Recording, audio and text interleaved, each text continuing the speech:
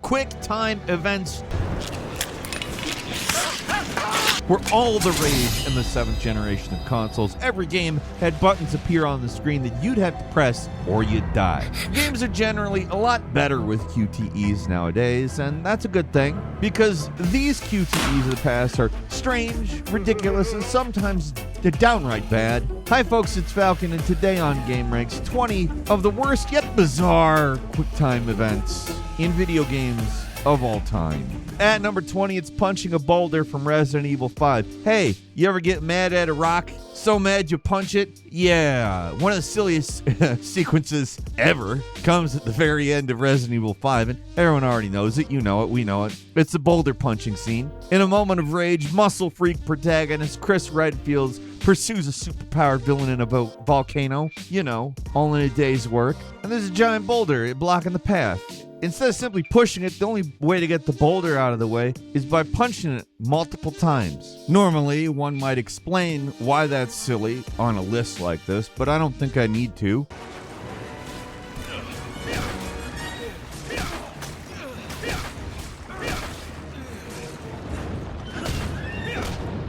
It is, however, ridiculous in all the best ways that Resident Evil can be ridiculous. It's a moment of red-blooded, hot-headed, old-fashioned shonen drama. I am here for it. Look at him punch that boulder. It deserved it. Luckily, it's not like a hard QTE. A lot of other Resident Evil QTEs on this list actually are. But what's funnier is that in this cooperative game, you can also play as a second character that doesn't have to punch the boulders, and her sequence is actually way harder. You gotta press buttons desperately for way too long to stay alive as Shiva. You're better off biting the bullet and just punching the boulder if you're playing single player, because Shiva's QTEs are way worse.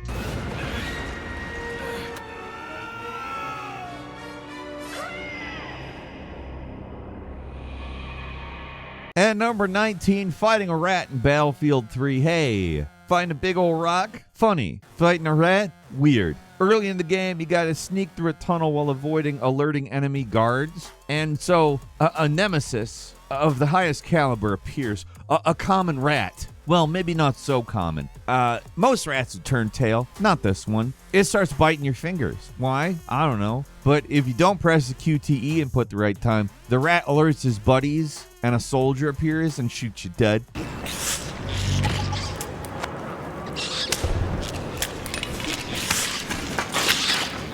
Come out in the open!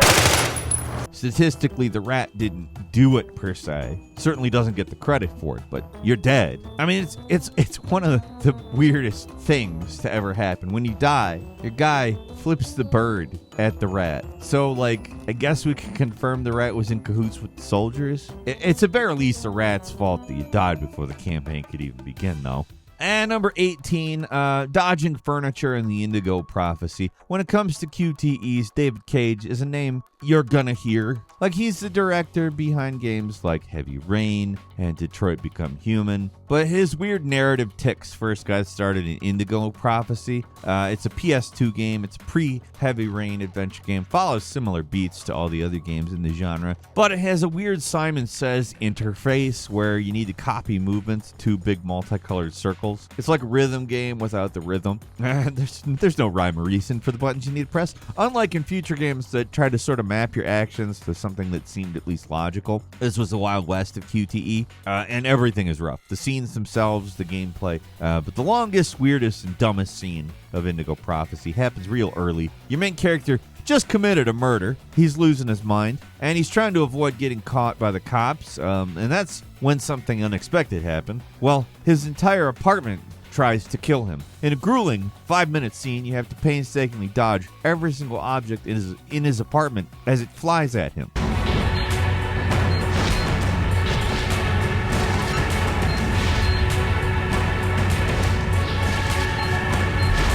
Every 3D object gets a close-up and a special sequence of QTE button presses to dodge, and it just keeps going. This is the moment where the interesting promise was squandered, and the game would be total schlock. The Indigo Prophecy was fulfilled. That's both a bad thing and a good thing for us.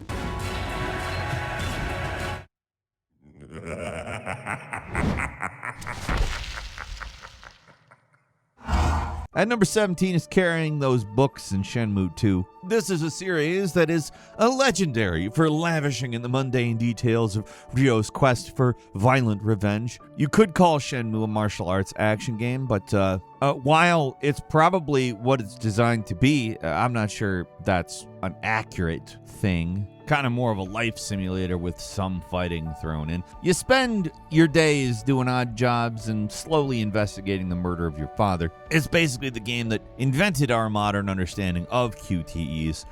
Cutscenes play, you press buttons to survive, and they went too far in the second Shenmue. The developers really ceased to be messing around here. They included one of the most evil QTEs in video game history. Later in the story, Ryu must prove himself to a martial arts school by moving books out of the library to dry outside. Instead of carrying the books safely one at a time, you have to move stacks of books as quickly as possible, and you need to get them all outside before the invisible timer runs out. Doesn't look that hard, but this is one of the most difficult QTEs in any video game. You can't cheat, you can't skip, you just have to get those books outside so they can frickin' dry. If you go too slow, they won't dry fast enough, I guess, and it's over. You can't drop the books for obvious reasons.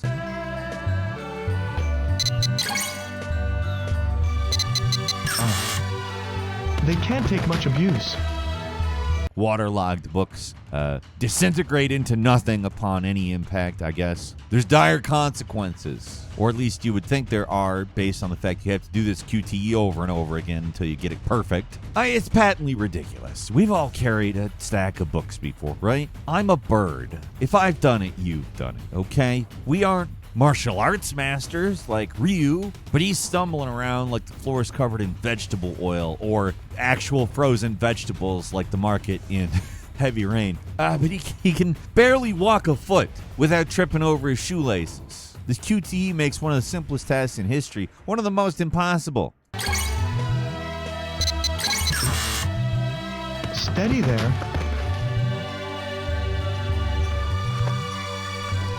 And number 16, Close Shave, also in Shenmue 2. If that first one wasn't enough, this one's one of the silliest QTEs. I guess it's not really a QTE, but whatever. We're learning about the 3 blades. Look, it's a Shenmue thing, not going to bore you with the details of that. You have to pass a special test from the barber. He'll only give you important information if you pass the test. His test is that he gives Ryo a shave. A button prompt appears, but that's a trick. In a game where all you do is press buttons that appear on the screen, this is the moment you have to hold back. Listen, do not move, no matter what happens.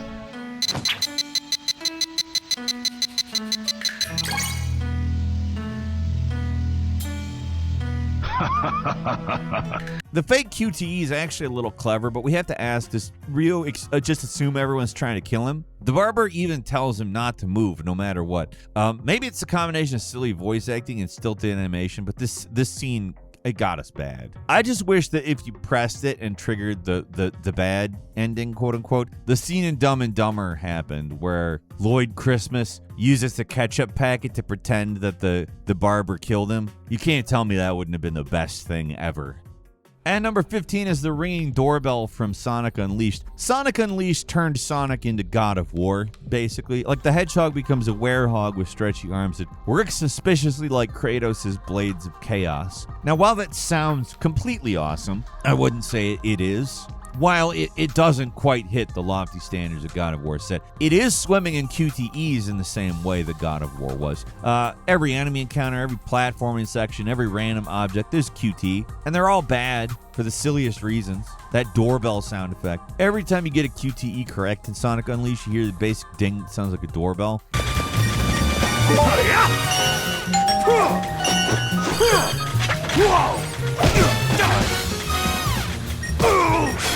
Hearing it once is fine. Hearing it twice is fine. Hearing it 10 times honestly would have been fine. But you're going to hear it hundreds of times. That doorbell becomes very annoying. As a meme, very funny. Put that thing in like any other piece of media, instant laugh. You have no idea what loss is. Everyone I have cared for has either died or left me. Everyone except for you. If I'm playing Sonic, that doorbell, though, man, I've heard it enough. At number 14, mismatch in Like a Dragon Infinite Wealth. The Yakuza games don't take themselves too seriously, but sometimes we're still begging the developers at Sega to give us a little bit more dignity. For years, they've been shoehorning these weird FMV cutscenes in their games with very real women. They're very awkward as your in-game dude attempts to interact with them in a way that, I mean, I assume that it's funny to people in Japan, but it's full-on cringe in not Japan, which is a lot of places, if you didn't know. And the QTEs and cutscenes return in the, it's an easy-to-miss minigame in Like a Dragon Infinite Wealth, but it's there. The bizarre, goofy dating minigame where you have to select responses that the best match to your prospective date, blah, blah, blah. It's very pointless. Can't go wrong with this one. What do I say? Not bad.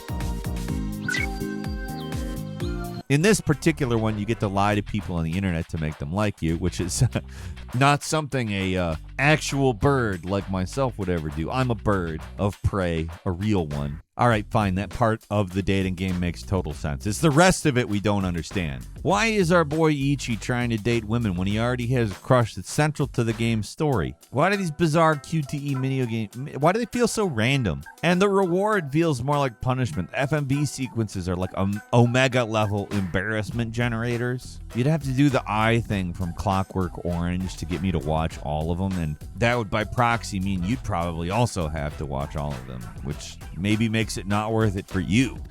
And number 13 is Failing the Bomb in Spider-Man 3. The game is based on the movie from a few console generations back. It belongs in the bad QTE Hall of Fame. Every QTE is funnier than the last, with the ridiculous flailing character models, the greatest of all time tier failures. Best of the worst is, of course, the bomb scene. Early in the game, Spider-Man has to save a woman tied to a bomb. Instead of navigating through the burning building doing all the things a spider can, like the song says, we're forced to endure a dumb QTE sequence of jumping and webbing around PS3 era fires. Real scary ones. Fire bad! Fire bad! So the silliness starts when Spider-Man encounters the bomb we mentioned. When you miss the QTE, instead of gracefully swinging in to defuse, he literally belly flops onto hard cement. The woman exclaims that she's going to die, and then they all blow up. Help! Please! Someone! I'm going to die. Burnt to a crisp. Oh my god. Everything about Spider-Man 3 is just super. Look at that woman look at her face. These character models are not normal. Something is very wrong here. And number 12 is press F to show respects from Call of Duty Advanced Warfare. After the opening mission, your character's taken out of the war zone to a state funeral for a fallen comrade. The solemn proceedings become a total farce when you're prompted to press F to pay respects. F for respects. It's so ubiquitous. F is it's a common meme. It's everywhere, and it's not going anywhere. It's the perfect encapsulation of this very dumb bit of game design. There's a lot of QTEs we enjoy, but just like being forced to press a button to progress a cutscene there's no reason for it to be interactive at all. It's not our idea of fun. This one's so obviously absurd. It circles back from being annoying to funny. It's also the point where Call of Duty campaigns weirdly decided to start pulling back on QTEs to focus more on gameplay.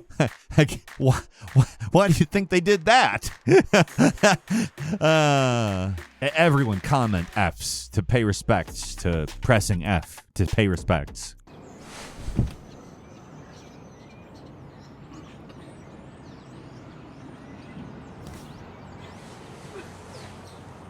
At number 11 is pressing X to find Jason in Heavy Rain.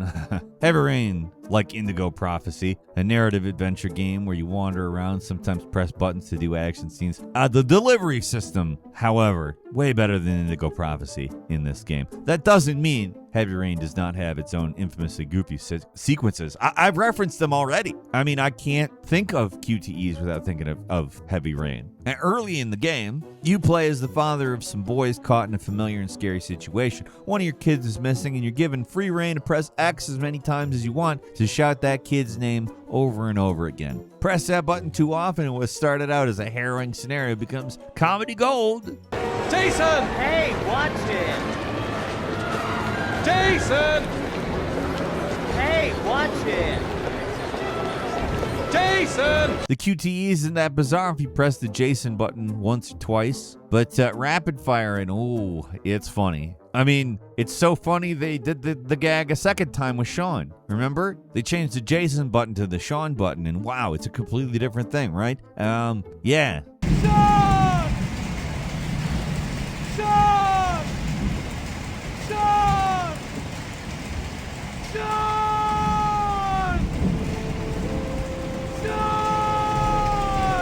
At number 10 is destroying the Star Destroyer in The Force Unleashed. You want a little Devil May Cry energy in Star Wars? Yeah, answer's yes. The Force power in this game, they're unlike anything we've seen before. Your fallen Jedi can shoot lightning through dozens of dudes, blow through an entire squad of stormtroopers, like with a force push them over a railing or something. I mean, there's fun to be had here.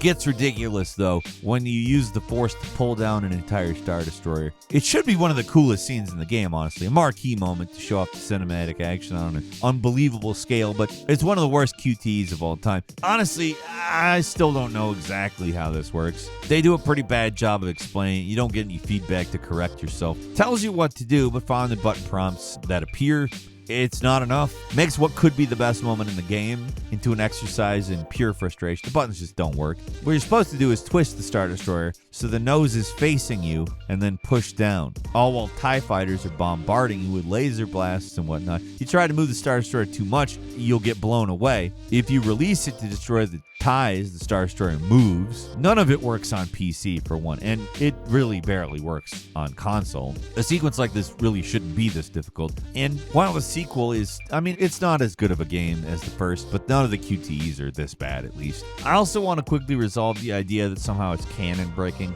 It's not. Yoda basically tells Luke that it really doesn't matter what the hell you're lifting with the Force. The size and weight and mass and all that's all in your head. Unfortunately, the instructions for moving the Star Destroyer in this QTE, they aren't in your head or on the screen or anywhere.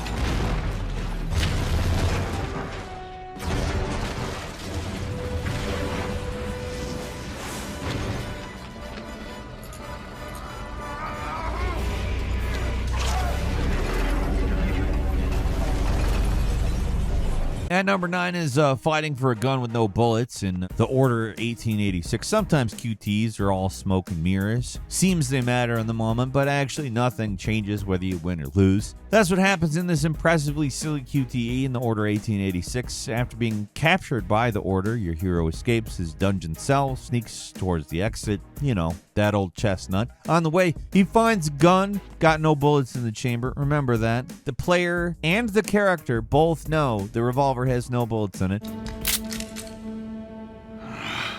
Just my luck. Later, you need the weapon to stick up a guard. The guard doesn't know that the gun is empty, though, but you'll obviously keep him surrendering as long as you have a gun pointed at him. Later, after riding an elevator, the guard tries to get his hands on the gun. A QT fist fight ensues where you'll have to fight over the empty gun. And whether you succeed or not, the guard gets the gun and pulls the trigger, discovering that it's empty. So our question is, why do you need to fight over a gun that is empty? Why not just let him have it and punch him as hard as you can in the face, knowing that 0 bullets are going to tear through your flesh at any time? There aren't bullets. Giving him the gun could even be a distraction while you rear back for the biggest haymaker you can conjure. But no, this doesn't make any sense. The developers just want a cool action scene, right? That's it.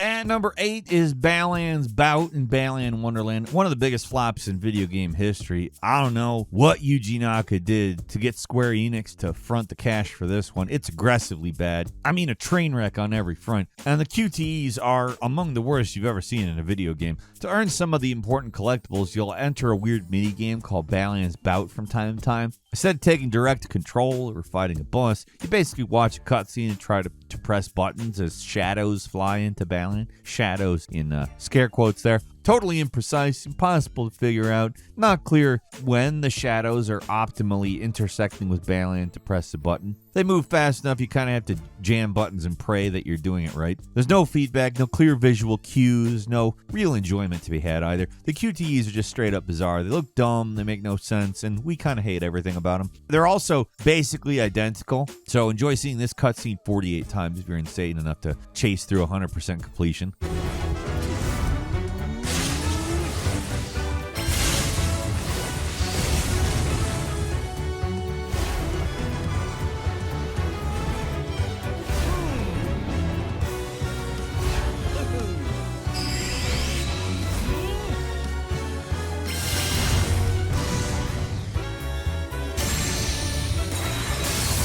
And number 7, everything is bad in Afro Samurai 2. Balan Wonderland is bad, but it's also still available to buy on digital storefronts. Afro Samurai 2. It was so bad it got pulled completely from everywhere, and trying to find a copy now is actually kind of tricky. We grabbed this game as soon as we learned how legendary the badness really was. The first Afro Samurai game wasn't a masterpiece, but it wasn't whatever the sequel is, top to bottom piece of garbage. It's shocking this game was ever released, actually. Look at this Q2E. Look at it.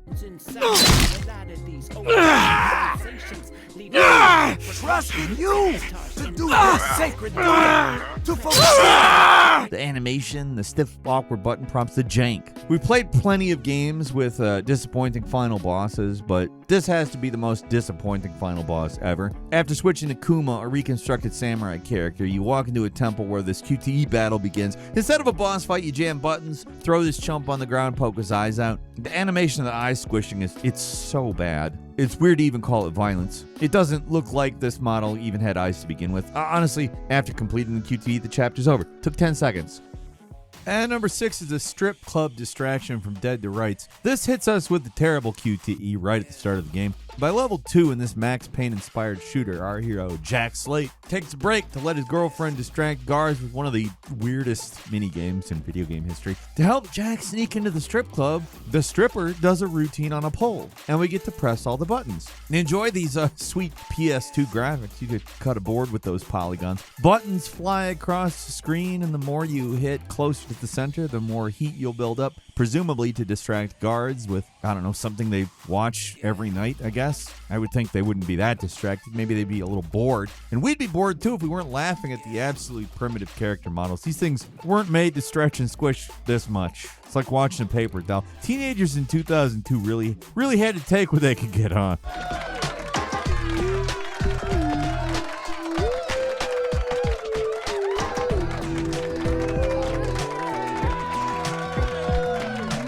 And number 5, wagging the stick in Resident Evil 6. Resident Evil 6 has a big QTE problem. On consoles, QTEs were far too difficult when the game first released, and then later re-releases barely fixed the problem. There's non-stop QTEs, Resident Evil 6, and they're tough to pull off in some sections of the game. Some of them were even impossible.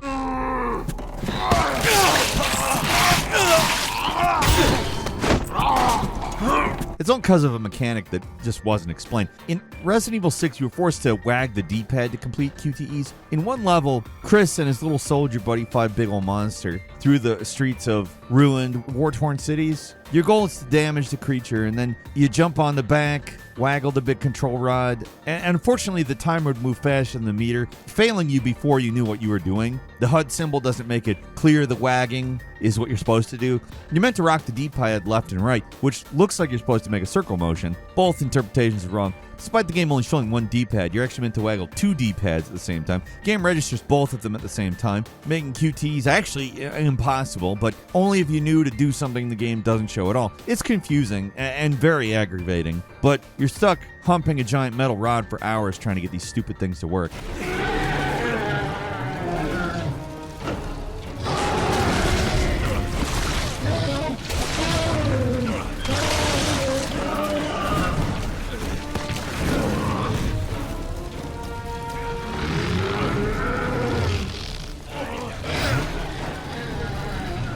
At number 4 is a big squat in Final Fantasy VII Rebirth. One of the most hated minigames in the remake returns in Rebirth. Instead of going easy on your poor fingers, Rebirth decided the squatting minigame is going to be at a beachy region outside Costa del Sol, and they made it even harder with pull-ups. The squatting minigame is about pressing buttons to an invisible timer. The buttons disappear, you force to memorize the button order, and then jam on certain buttons randomly when they appear in gold. The pull-ups challenge mixes things up by changing the order you press buttons. No longer a simple circular motion. Now you'll need to jump buttons in reverse order, memorizing a much more complex series of invisible button presses that feel totally random whether you win or not. Just like that. That was perfect. Show up. Beautiful. Yeah, keep it up. Incredible form. Like a ton of minigames in Rebirth, we wouldn't mind if some were left on the cutting room floor. That's all I'm saying.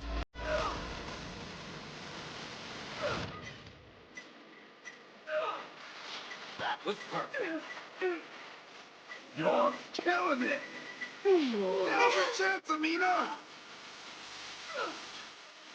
And number 3 is dying instantly in Bayonetta. Bayonetta started life as a remixed version of Devil May Cry with wackier sensibilities, but there's one aspect the first game had that we're glad didn't make it into the sequels: the random instant death QTEs. It's hard to even describe them, honestly. You could be running around a crumbling city and suddenly a button prompt appears. If you don't press the button, you're restarting from a checkpoint. It happens a lot, weirdly often, during boss fights sometimes, but it's these weird QTEs that appear without any prompting in the middle of these platforming sections that really get us. You climb the clock tower, camera pulls back, you can't see yourself anymore, so you don't know what's happening anymore. The button appears so fast you can't easily miss it. It's the opposite of what we'd expect from a glamorous character like Bayonetta, dying randomly in a bunch of rubble.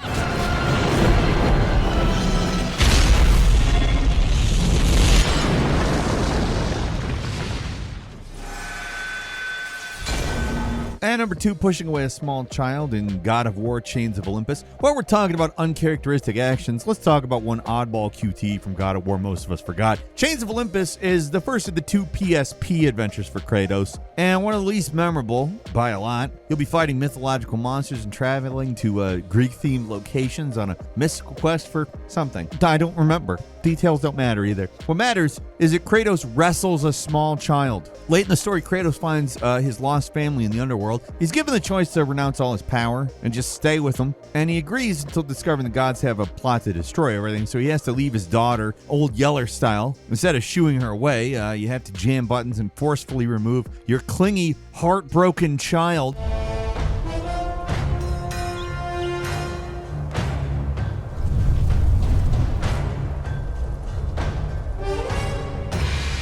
It's meant to be sad, and I mean it is, until you remember you're playing as the living embodiment of a high school network doodle. And this God of War is struggling to defeat an extremely precocious child. Image is burnt in my brain forever. Father, please!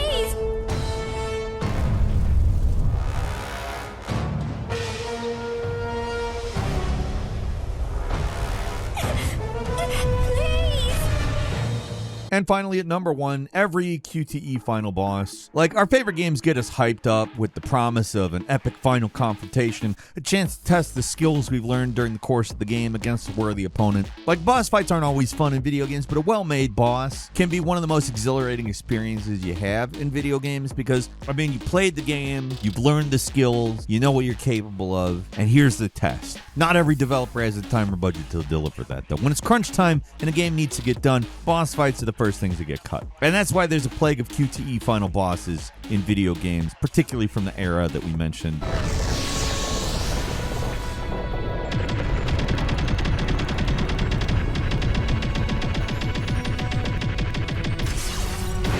All the way through!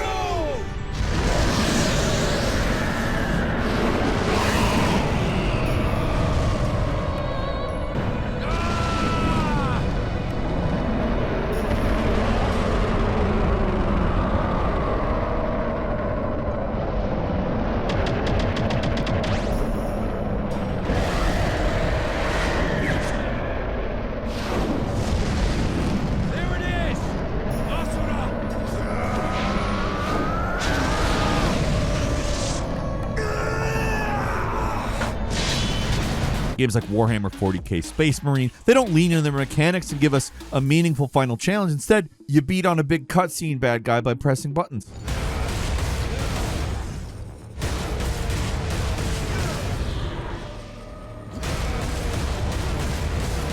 Shockingly similar, final boss appears in Bionic Commando on Xbox 360. You beat on a thing while falling through the sky.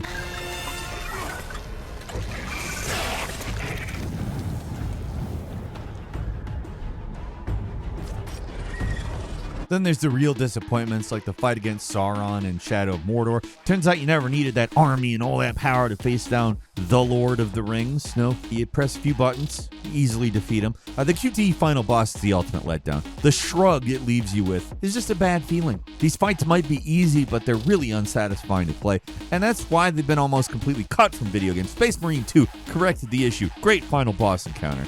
But that doesn't mean the QTE final boss is dead. Even relatively recent games like Metro Exodus have a few weird QTE bosses at the end. Games have to end somehow, so they might as well end with a weird, bad QTE, right? Those are our least favorite, but weirdly memorable QTEs. Sound off and let us know what we missed there in the comments. If you like this video, click like. If you're not subscribed, now's a great time to do so. We upload brand new videos every day of the week. Best way to see them first is, of course, a subscription, so click subscribe. Don't forget to enable notifications, and as always, we thank you very much for watching this video.